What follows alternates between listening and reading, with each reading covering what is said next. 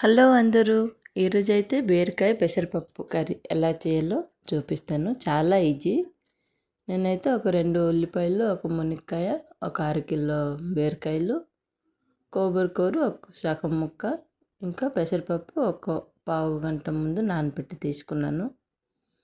ఇప్పుడు ప్యాన్లో ఒక 2 స్పూన్ ఆయిల్ వేయండి. ఎక్కువ అవసరం లేదు ఈ కర్రీకి. తర్వాత ఉల్లిపాయలు, పచ్చిమిరపకాయలు కొంచెం పసుపు గుండ వేసి ఫ్రై చేయాలి.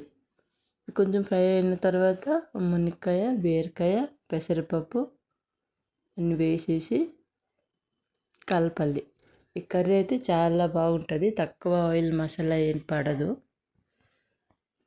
అందుకని హెల్త్ కూడా చాలా మంచిది. అందరూ ట్రై చేయండి. ఇంట్లో పెద్దవాళ్ళు ఎవరైనా ఉంటే ఇలా కూర వండేసి పెట్టండి. వాళ్ళు కూడా హెల్త్కి చాలా బాగుంటాయి. తర్వాత కొంచెం ఉప్పు, కొంచెం కారం గుండ వేయాలి. కారం గుండ వేయకపోయినా అయిపోద్ది, కానీ కొంచెం నాకు కొంచెం కారం కావాలని వేశాను.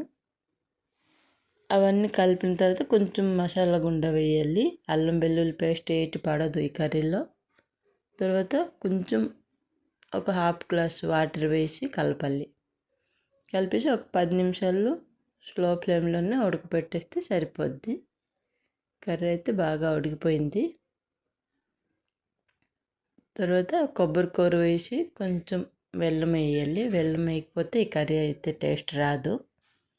మీ దగ్గర బెల్లం లేకపోయినా కొంచెం షుగర్ వేసినా సరిపోద్ది.